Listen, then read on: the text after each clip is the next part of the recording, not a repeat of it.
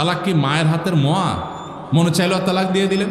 একটা সম্পর্ক থাকা না থাকার ব্যাপার। এখানে পুরুষরা যেরকম আছে, অনেক মেয়েরাও আছে, কিছু হলেই বাবার বাড়ি দৌড় দিবে, আবার বেহায়ের মতো সেই সংসার ঠিকই করে। আর এই ঠিক ঠিক বলা পুরুষদের মধ্যে বহু পুরুষ আছে যে চুন থেকে নুন খসলেই বলে না তোর সাথে সংসার করবে। এই ছোট লোকই সবাই করবেন? যুবক ভাইরা যারা আছেন, খবরদার। দাম্পত্য জীবনের প্রথম দিনগুলো, প্রথম বছরগুলো অনেক কষ্টে যায়। স্বামী স্ত্রীর মধ্যে নানান বিষয় কেওয়াজ লাগে, মায়ের কারণে, বোনের কারণে, ননদের কারণে, শাশুড়ির কারণে, বাইরের লোকের কারণে নানান ভুল বোঝাবুঝি তৈরি হয়। দিন যত অতিবাহিত হতে থাকবে, যত পারিবারিক জীবনটা সামনে এগোতে থাকবে, লাস্টিং করতে থাকবে, সন্তান বড় হতে থাকবে, ইনশাল্লাহ দেখবেন এগুলো সব হারায় যাবে। যারা ধৈর্যশীল তারা সবর করে, যারা অধৈর্যশীল তারা আগে ভাগে রাস্তা দুই দিক করে ফেলে। এজন্য ধৈর্য সহ্য ছাড়া কখনো পারিবারিক জীবন টিকানো সম্ভব নয়। ঘরে ঘরে তালাক হচ্ছে।